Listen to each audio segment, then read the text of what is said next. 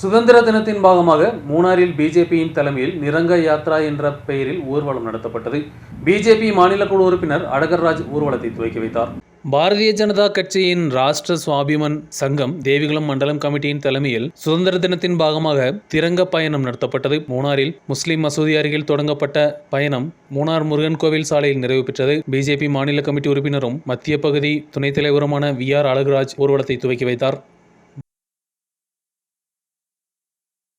கடந்த பல வருடங்களாக திருவர்ண பதாகா ஏந்தி கொண்டு தேசிய உணர்வை மக்களிடம் விழிப்புணர்வு உருவாகுவதற்கும் தேசபக்தியை ஊட்டி உரைப்பிப்பதற்கும் வேண்டி நாடெங்கும் மிக சிறப்பான முறையிலே கொண்டாடி கொண்டிருக்கும் இந்த தருணத்தில் நாம் மூணாறிலே இப்போது இந்த காலகட்டத்தில் இந்த திருவர்ண பதாகா யாத்திரைக்கு மிகவும் முக்கியத்துவம் வாய்ந்ததாக கருதப்படுகிறது.